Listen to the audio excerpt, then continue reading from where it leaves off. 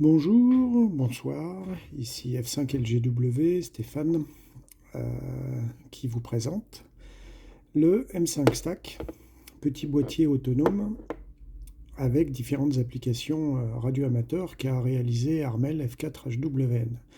Donc si vous suivez les chaînes YouTube de Labo en ligne, c'est-à-dire VA2PV,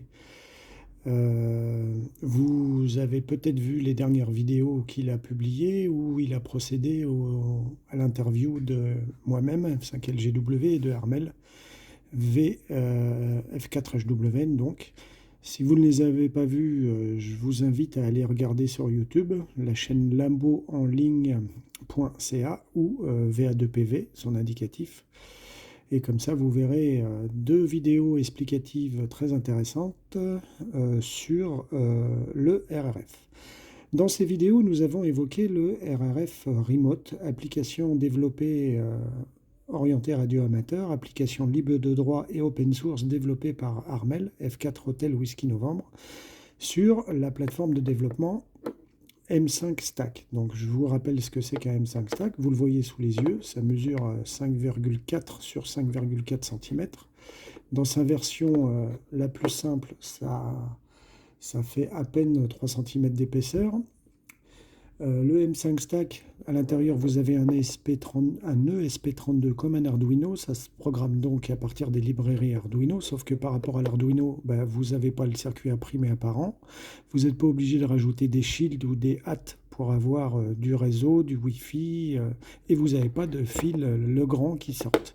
Le M5 Stack, c'est donc un dual-core cadencé jusqu'à 240 MHz et une dalle IPS de 320 sur 240 avec une petite batterie de 100 mAh. Là, on a rajouté, c'est le principe du stack, c'est-à-dire de l'empilage de modules, on a rajouté un module batterie supplémentaire qui fait 700 mAh ou 800, je ne sais plus, ce qui me permet d'avoir une autonomie de presque 8 heures.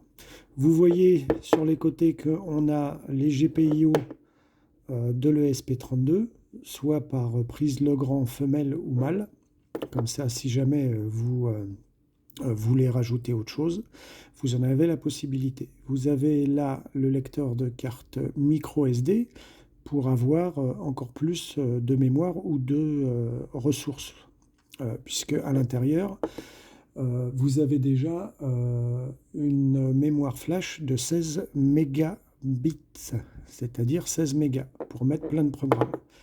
Derrière, vous avez le libellé des GPIO qui est rappelé, bien pratique. Et vous avez ces 4 petits points noirs, c'est des aimants. C'est-à-dire que si j'ai quelque chose de métallique, je ne sais pas si... Tiens, j'ai une carte USB, je ne sais pas si elle est métallisée. Non, celle-là, elle est pas métallique. On va regarder. Vous voyez, c'est métallique. C'est aimanté. Donc, c'est-à-dire que vous pouvez l'accrocher sur votre frigo ou sur une plaque. Il existe des supports, mais ça fonctionne aussi sur n'importe quelle plaque métallique. Alors ça, c'est un M5 grès. Vous voyez les noirs. Il existe des M5 Stack noirs, c'est le basique. Et vous avez aussi cette version tactile. Donc il n'y a plus de bouton physique qui s'appelle le Core-Tout. Voilà, toujours principe du stack. Aujourd'hui, je vais vous parler donc du M5 Stack grès. Et surtout, je suis là pour vous montrer les différents menus que vous avez dans l'application RRF Remote. J'en profite juste pour vous parler du DX Tracker. Là, actuellement, il est préchargé avec l'application DX Tracker. Alors, DX Tracker, c'est une autre application développée aussi par Armel, qui peut donc rentrer dans un M5 Stack sans problème, compiler et insérer dedans. Je vous invite à aller regarder le GitHub de Armel, F4 Hotel Whisky Novembre, moteur de recherche, GitHub, espace F4HWN, vous verrez l'ensemble de ces projets. C'est un OM très productif au niveau projet radio amateur. Donc le DX Tracker, c'est le géochron du pauvre, c'est-à-dire vous avez la Grey Line, vous avez ici les indices de propagation et un DX Cluster. Vous pouvez changer. Là, je suis en mode satellite. Vous avez les passages de tous les satellites radioamateurs. Vous avez le DX Cluster. Vous avez plein d'applications. Je vous montre ça parce que, en fait, dans la nouvelle version du tracker et du remote, Armel a installé ce qu'on appelle, ce qu'il a appelé le bin loader, ou en français, le chargeur de fichiers binaires. C'est-à-dire que avant, il fallait avoir plusieurs remotes. Vous voyez, pour avoir plusieurs M5 Stack pour avoir les différents projets. Ce n'est plus le cas grâce au bin loader. Actuellement, je suis sur DX Tracker, mais j'ai envie d'avoir mon remote parce que j'ai pris que le M5 Stack. Vous voyez les trois petits points là.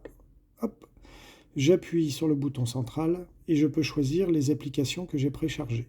Donc rien que pour vous montrer, j'ai le remote, j'ai le tracker, mais j'ai aussi Sonic. Vous allez me dire qu'est-ce qu'il a fait, pourquoi il a mis Sonic. C'est pour vous montrer la possibilité du bin loader, donc du chargeur de binaires. C'est-à-dire que on met des binaires dans la carte, dans la mémoire flash, enfin dans la mémoire de 16 mégas, et on peut avoir différents projets dans son M5 Stack. Donc là, j'ai téléchargé le nouveau binaire, il redémarre. Et là, j'ai donc un Sonic. Oui, le Sonic de Sega que vous connaissez. Voilà, tout bêtement. Bon, je l'ai trouvé sur le site M5 Stack, et grâce à Armel, on l'a incorporé. C'était juste pour vous montrer. Je l'éteins, je le rallume. Vous allez voir le bin loader. Je choisis cette fois-ci le remote. Et le remote va se charger. Et je vais cette vidéo, c'est pour vous montrer les différents menus et les différentes possibilités du remote, qui malgré la petite taille que certains peuvent reprocher au remote, malgré cette dalle 320 x 240 IPS, donc super lisible et super clair, il y a plein de choses déjà sur le remote, mais vous avez aussi plein de menus qui permettent de faire plein de choses. Donc j'ai chargé le binaire, il redémarre. Vous avez le remote avec le QR code qui permet d'aller sur le projet. Et vous voyez donc le remote qui se charge. Le RRF Remote, c'est quoi? C'est en fait un tableau de bord du RRF en version condensée, mais aussi une super télécommande pour vos Spotnik ou vos relais, quand vous avez configuré le remote avec vos différents Spotnik, si vous en avez plusieurs, ou vos différents relais. Et tout ça dans le creux de la main, entièrement autonome, puisque je rappelle, vous avez une batterie, le Bluetooth et surtout le Wi-Fi. Donc là, en fait, je suis connecté à mon Wi-Fi local. Vous avez déjà sur cet écran, en haut, sur la première ligne, je vais essayer d'avoir une meilleure mise au point, le salon sur lequel se trouve mon point d'accès, puisque vous voyez ici F5 LGWH, c'est mon point d'accès. Il est actuellement sur le salon expérimental. Ici, vous avez le niveau de batterie du remote. Et là, ici, vous avez les informations du salon expérimental. On voit qu'il y a eu 53 minutes de BF, qu'il est 22h50, que les points d'accès suivants ont parlé sur le salon expérimental, qu'il y a eu 9 links actifs, c'est-à-dire 9 indicatifs différents. Ici, vous avez, comme sur le tableau de bord, par ordre chronologique, les derniers points d'accès qui sont passés en émission, avec la durée de l'émission. Et ici, vous avez le résumé, on va dire, de ce qui se passe sur les autres salons. Ici, c'est l'activité horaire du salon expérimental. Vous voyez que c'est un bar graphe. On voit que, entre on va dire 6, 8, entre 10 heures et midi, il y a eu beaucoup plus d'activité, un petit peu cet après-midi, et là, il est 22 heures. Il n'y a pas beaucoup d'activité. Vous voyez ici ce qui se passe sur les autres salons. Vous voyez que sur le RRF, il y a 132 links et il y a eu 1h57 de BF. Je vais même un petit peu zoomer, comme ça vous allez le voir encore mieux. Voilà. Vous voyez ce qui se passe sur les autres salons. D'accord. Je ne vous ai pas parlé du reste des indications ici. Donc, salon expérimental, c'est sur quoi est mon point d'accès. Je vois que j'ai le Raptor qui est activé. Je vais y revenir. Le mode follow qui veut dire le mode suiveur. Et le TOT qui est enclenché. Je vais vous tous les expliquer au fur et à mesure. On va parler surtout des menus. Donc les menus se trouvent grâce au bouton central du remote. Les boutons gauche et droite sont des boutons de navigation. J'appuie sur le menu, sur le bouton, je me retrouve dans le dernier menu que j'ai utilisé, c'est-à-dire le menu luminosité. Je peux, si je réappuie, rentrer dans le réglage du menu luminosité, et là je peux régler le réglage de 0 à 128. Vous voyez que même à un niveau très faible, c'est quand même tout à fait lisible. En pleine journée, même à 40-50,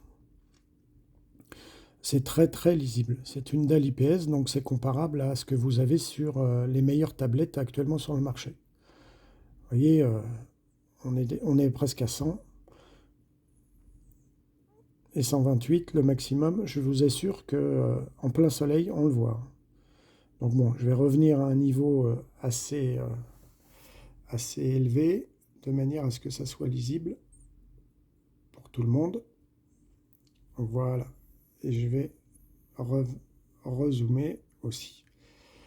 Voilà, on va laisser. Allez, pour ceux qui aiment les chiffres ronds, j'ai choisi mon niveau de luminosité, je valide avec le bouton central. Je suis toujours dans le menu luminosité. Pour ceux qui voudraient sortir de menu, on pouvait se déplacer jusqu'au menu quitter et on quittait comme ça. Maintenant, il y a une temporisation, c'est-à-dire que sans action sur les boutons pendant 5 secondes, je crois, ou 3 secondes, vous revenez à l'affichage de base. J'étais dans le menu luminosité. On a vu ce que ça donnait, c'est pour régler la luminosité du remote. Le menu suivant, c'est le mode. Vous voyez, là, j'ai beaucoup d'informations. Et la police a cette taille-là. Si je passe en mode basique, vous avez moins d'informations, mais par contre, c'est plus gros. Vous n'avez que les 6 derniers points d'accès en émission, et vous avez ce qui se passe sur les autres salons, mais sans le bar graphe. C'est pour le confort visuel, vous avez 2 modes. Mode expert, mode basique.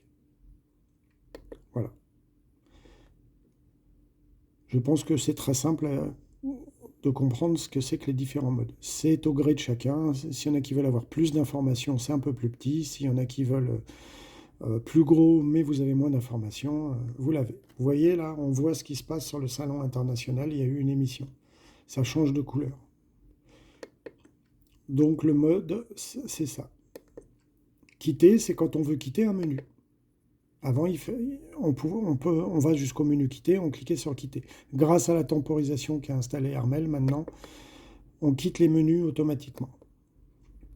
Le menu config. Alors celui-là vous permet en fait de choisir, de basculer entre les différentes configurations que vous avez rentrées dans votre menu de configuration quand vous avez compilé et téléchargé le programme, le logiciel, le binaire remote dans votre M5 Stack. Vous avez un fichier qui s'appelle settings.h, si je ne me trompe pas, et qui permet de rentrer différentes configurations. Par exemple, mon remote, là, je suis à la maison. Je suis configuré pour écouter, pour voir ce qui se passe sur mon Spotnik. Mais comme j'ai aussi un relais, un Link Simplex VHF installé à Charenton-le-Pont, et ben j'ai rentré sa configuration dedans.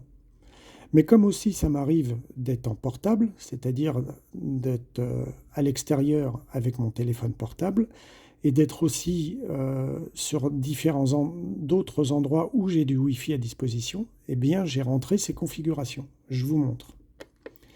Config, menu config, je valide pour entrer dans la configuration. Vous voyez que je suis sur F5LGWH, qui est la configuration actuelle. J'ai la possibilité d'avoir accès à mon Spotnik depuis le Wi-Fi de mon téléphone, en partage de connexion Wi-Fi. Je mets mon téléphone en point d'accès. J'ai la possibilité de voir mon Spotnik. Je suis allé un peu trop vite. Voilà.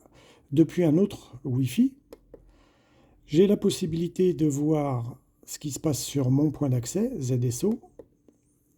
Quand à chaque fois j'appuie trop fort, quand je suis sur mon téléphone ou quand je suis sur un autre Wi-Fi. Je vais vous montrer, je vais aller tout de suite sur ZSO.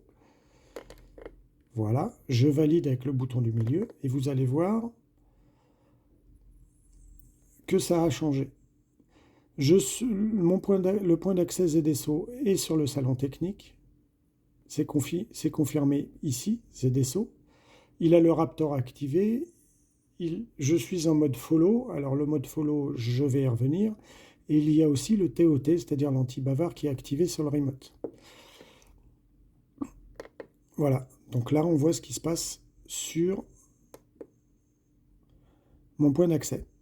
Sur le point d'accès Simplex VHF à Charenton-le-Pont, 144 950, 192,8 de Subodip CTSS. Et j'en ai pas parlé, mais vous voyez ce qui s'est passé sur le salon technique aujourd'hui. Il y a eu 9 links actifs, il y a eu 47 émissions en tout, pour une durée totale de 35 minutes et 8 secondes. BF, ça se comprend. Les dernières personnes à avoir émis sur le point d'accès, enfin les plus bavards, on va dire, F4HWN, F1ZUW. Voilà, et là vous avez les derniers passages en émission. Moi tout à l'heure j'ai donné un coup de PTT et les autres points d'accès qui sont passés en émission. On va parler donc maintenant du menu suivant. Le mode QSY, eh ben, c'est tout bêtement pour faire QSY à votre point d'accès. C'est-à-dire je vais dessus, je suis sur le technique, je vais aller sur le salon local, je choisis local. Vous allez me dire, ça n'a pas marché. Eh bien si.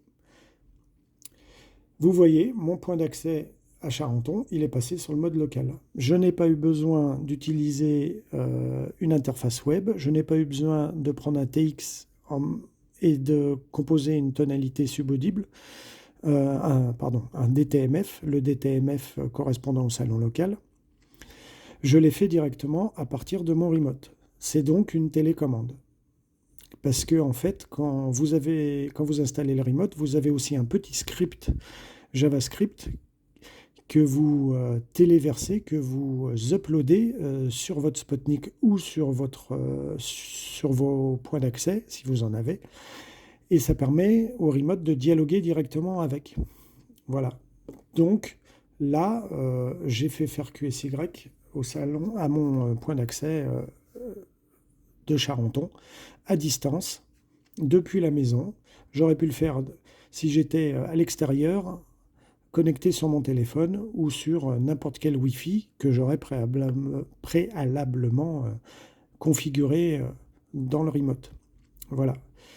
Pourquoi je fais ça? Eh ben, car je suis un SysOp, donc je surveille mon point d'accès en permanence et ça me permet, sans poste de radio, à distance, si jamais je vois que le point d'accès il subit des perturbations ou s'il est bloqué sur un salon pour X raison, eh ben je peux à ce moment-là le dégager du RRF qui est le salon principal. Je vous rappelle qu'il peut y avoir jusqu'à 200 personnes connectées en permanence.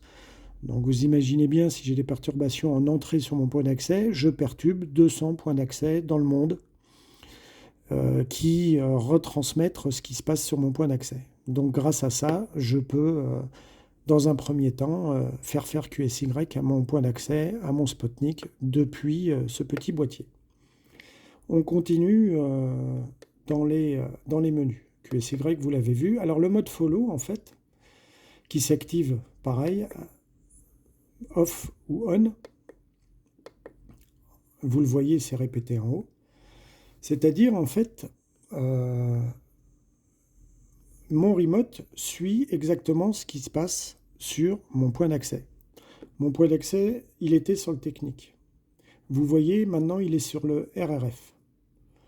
Parce qu'il a le Raptor activé. Je vais en reparler. Et bien, automatiquement, mon remote suit ce qui se passe sur mon point d'accès ZSO.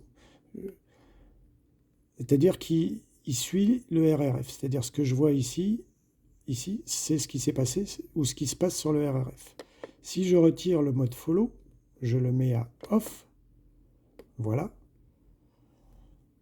je suis toujours sur le RRF. Je vois ce qui se passe sur ZSO et sur le RRF. Moi, je vois le RRF actuellement, en version abrégée. Si j'appuie sur les touches gauche et droite de mon remote, je peux aller voir ce qui se passe sur le salon bavardage ou le salon local. Par contre, je vois bien que ZSO est toujours sur le RRF. Mais ce que je vois ici, c'est ce qui se passe sur le salon local, en mode basique. Voilà, si je suis en mode follow, je ne peux pas avoir une visualisation de ce qui se passe ailleurs. Je visualise le salon sur lequel est mon point d'accès. J'espère que c'est assez clair. Je vais vous montrer maintenant. Donc je suis en mode, j'ai retiré le mode follow. Comme ça, c'est plus. Je vais le remettre. Comme ça, si jamais le point d'accès ZSO change de salon, vous allez le voir aussi.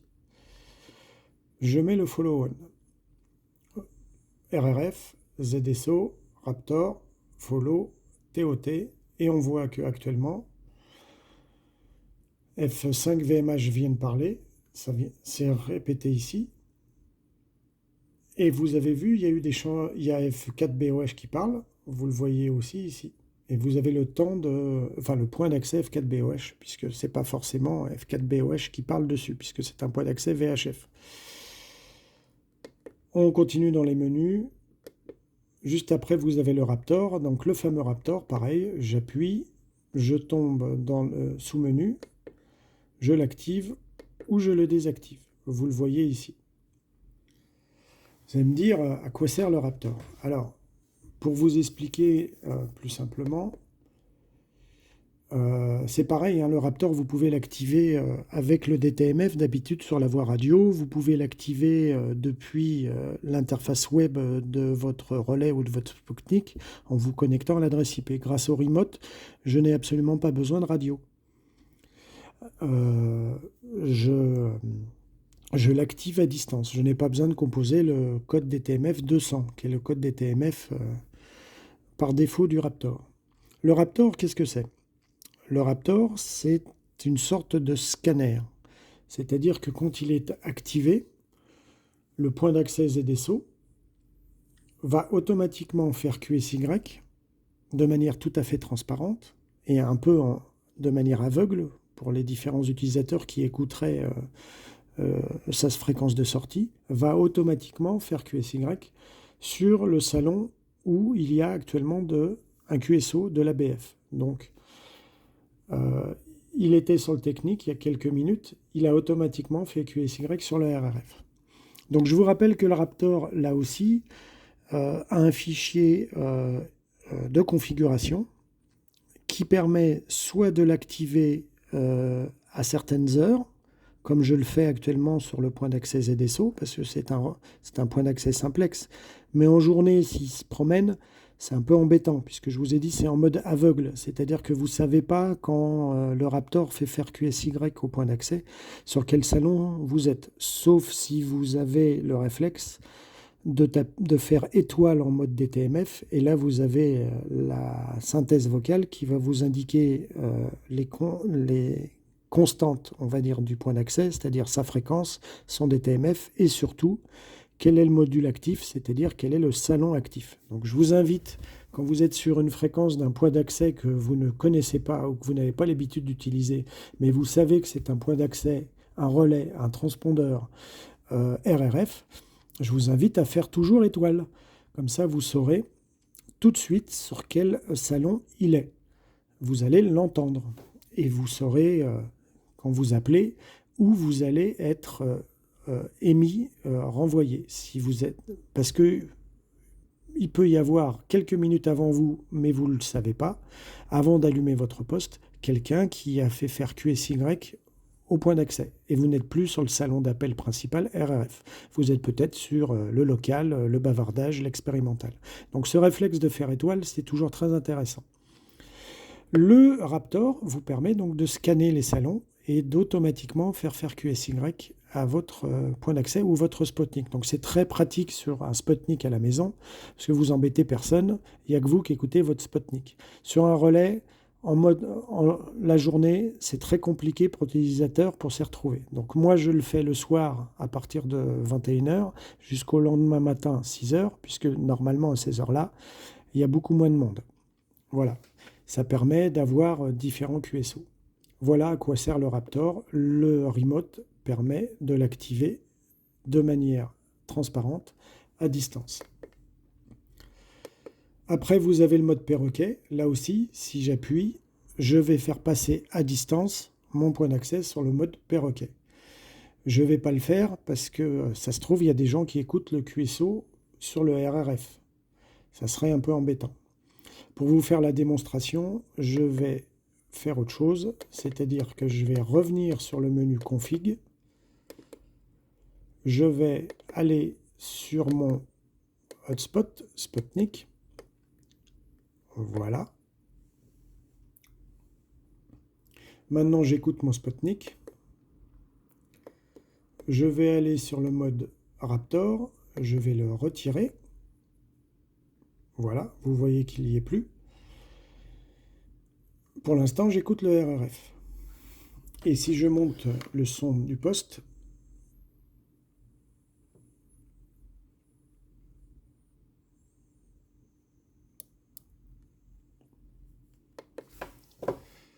hop,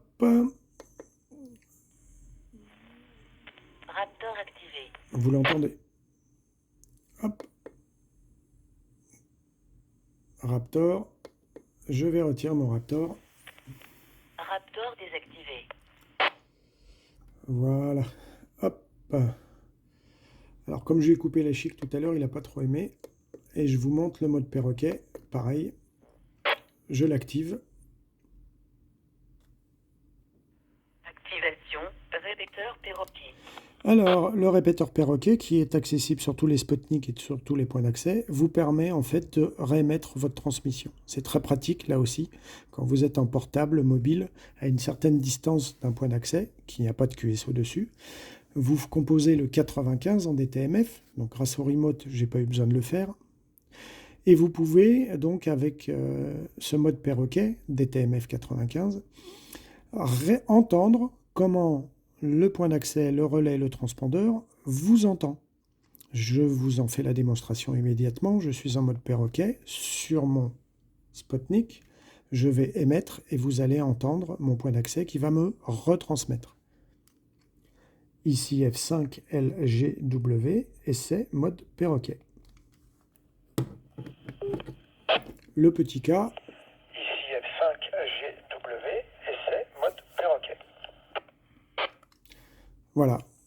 Donc, quand vous êtes à une certaine distance d'un point d'accès, d'un relais, d'un transpondeur, vous passez en mode perroquet, 95, vous faites une phrase de test et vous allez tout de suite après le K ou le T, ça dépend comment c'est configuré, réentendre votre transmission, mais cette fois-ci réémise par le point d'accès, le relais.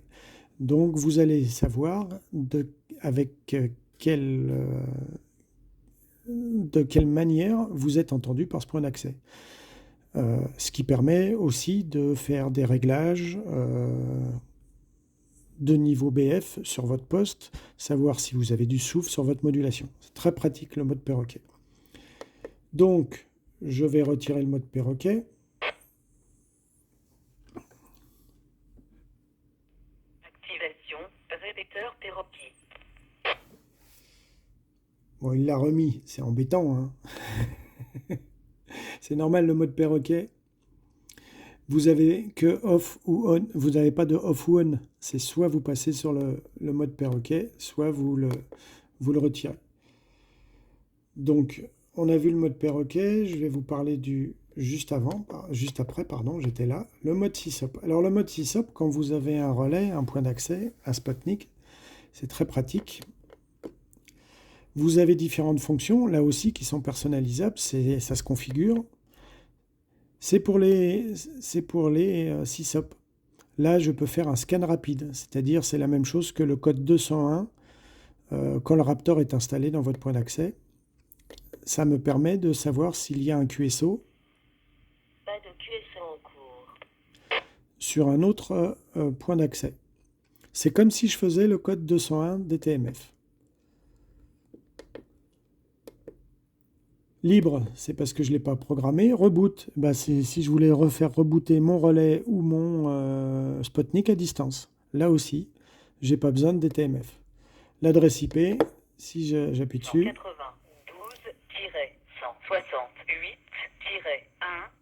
Et je ne vous donnerai pas le dernier chiffre de mon adresse IP locale. Voilà, vous avez donc ce qui se passe.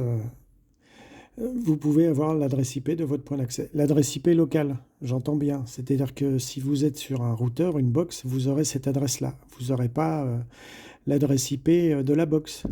Sauf si c'est un relais qui est relié directement à Internet.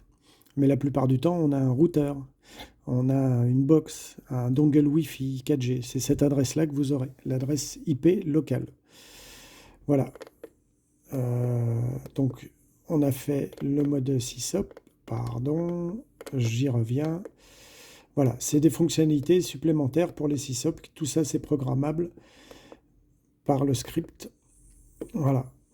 Mais vous voyez le menu SysOp du remote. Donc automatiquement maintenant, si je suis sur un menu, je quitte le sous-menu et quand j'attends encore, je quitte le mode menu. Ça vous évite d'aller sur le menu quitter qu'il y avait avant. C'est une nouvelle fonctionnalité, c'est un petit bonus. Donc on a vu le mode SysOp, vous avez le TOT, donc c'est ce qu'on appelle l'anti-bavard, le chien de garde, le timeout timer qui se met à on ou off. Donc là, il est retiré. Je le valide de nouveau en appuyant, en validant avec le bouton du milieu. Vous voyez qu'il est à on puisqu'on le voit ici. Alors le TOT, c'est là, c'est votre remote qui va vous dire que vous êtes trop bavard. Donc sur le RRF, au bout de 2 minutes 25, il va se mettre à biper et l'écran va clignoter. Comme ça, si vous n'entendez pas le bip, vous pouvez voir l'écran qui clignote. Sur les autres salons, le timer étant à 5 minutes, c'est à partir de 4 minutes 50 ou 55. Exactement, que ça va se mettre à clignoter. Ça vous indiquera que si vous continuez, vous allez être automatiquement coupé et surtout bloqué pendant quelques secondes. Voilà, ça vous invite à relâcher le micro. Et vous avez la fonctionnalité qui est donc répétée ici. Ensuite, vous avez l'ISS. Alors l'ISS, soit on ou off. En fait, quand vous êtes en mode expert et pas en mode basique comme je suis, vous pouvez avoir, donc je vais tout de suite vous le remontrer, mode expert, voilà. Quand il n'y a personne qui parle, et vous avez les passages de l'ISS, donc il faut que je retire le mode follow pour que je puisse changer de salon. Voilà, désolé, ça fait beaucoup de manip. Mais comme ça, je peux aller sur un autre salon, le salon technique. Donc là, je sais qu'il n'y avait il n'y a personne qui parle, puisqu'avant ça parlait sur RRF. Vous allez voir qu'en plus des informations du tableau de bord, donc la BF, le nombre de links actifs, vous allez avoir l'ISS, les passages de l'ISS pour la France. Donc là, on voit qu'elle est à plus de 4000 km. Ça vous indique juste le passage. Donc là aussi, c'est basé sur votre position GPS que vous avez déclarée pour le point d'accès, ici. Donc c'est la position de l'ISS par rapport aux coordonnées GPS que j'ai rentrées dans le fichier de configuration pour F5LGW. Ça permet aussi, quand vous configurez ça correctement, quand quelqu'un parle, ce n'est plus le cas, hélas, ça donne en fait ici la distance qu'il y a entre le point d'accès qui parle et le point d'accès configuré ici. Ça sert à l'ISS et ça sert aussi à calculer la distance en kilomètres. Bon, on n'a pas de chance, là il n'y a personne qui parle, c'est pas grave.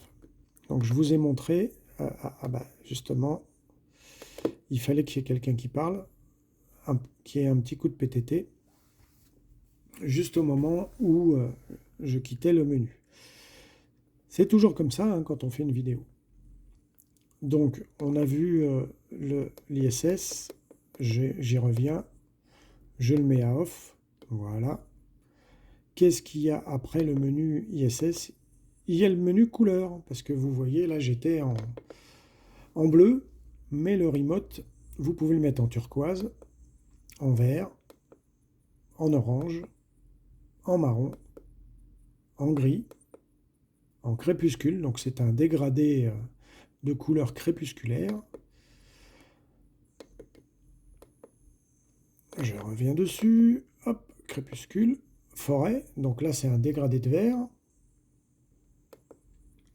Ardoise, un dégradé de ton pastel violet. J'ai validé. Floral, pareil, dégradé, et rouge. Donc vous voyez, ça change juste la couleur. Donc certains préfèrent avoir des tons plus forts, plus vifs, pour avoir une meilleure lecture. Donc je vais vous remettre en rouge, ou je vais remettre en violet, tiens, par exemple, en violet. Je valide toujours avec le bouton du milieu. Ça change la couleur. Vous voyez, hop. Je quitte le mode couleur, pardon. Désolé. Là, on voit que F4, FWD parle. F5, pardon, pourquoi je dis F4. Je vais vous parler du menu juste après. La luminosité, on a fait le tour. Le mode, voilà. On a fait le tour de la plupart des modes. À part le mode follow, je vous montre, si on le met à off, en fait, le mode follow là est retiré, vous le voyez ici. Je suis toujours en mode perroquet en plus. Alors, je vais quitter le mode perroquet. Voilà. Bon. C'est de ma faute, hein, je fais des bêtises. C'est pas grave, hein, c'est ce qu'on appelle le syndrome Carmouze. C'est comme dans Coucou c'est nous, pour ceux qui connaissent cette émission. Le présentateur, il présentait des produits et quand il les présentait, ça ne marchait pas. Et ben ça, c'est pareil. Donc non, c'est parce que je fais trop de choses en même temps, je vous parle, donc je vais tout simplement remettre mon salon, voilà, le F5LGWH sur le salon technique. Et donc, je vois que j'ai mon salon, le salon technique, c'est le salon actuellement qui écoute et sur lequel je suis connecté, F5LGWH. Mais le mode follow, en fait, permet de suivre tous les salons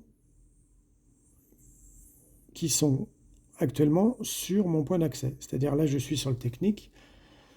Mais quand je suis en mode follow, si jamais mon point d'accès passe sur le salon RRF ou le salon local, ici, je verrai ce qui se passe sur le salon local, technique, et ainsi de suite.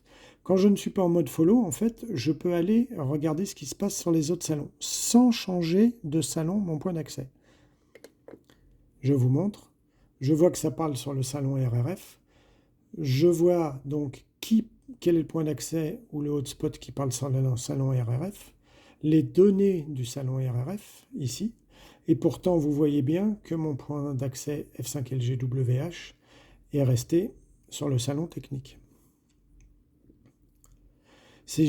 Quand vous êtes en mode follow, en fait, vous n'avez pas la possibilité d'aller regarder ce qui se passe ailleurs, sur les autres salons.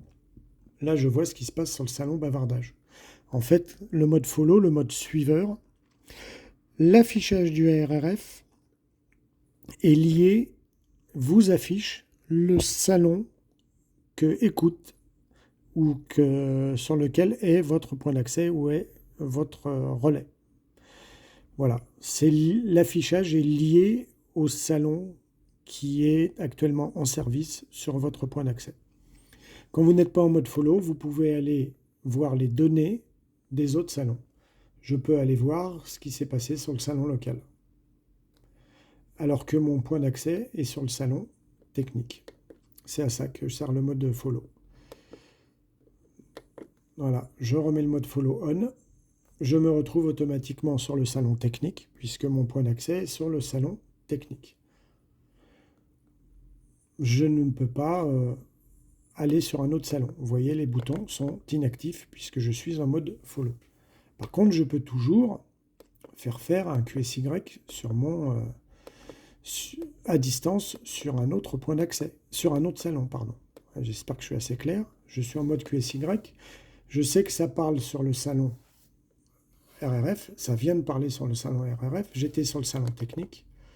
Je vous montre que je peux aller sur tous les autres salons. Je vois que ça parle, je le vois puisque ici je vois que ça parle sur le salon RRF. J'ai pas ma radio sous la main, je peux pas faire de code DTMF. Pas grave. J'ai mon remote. Attention,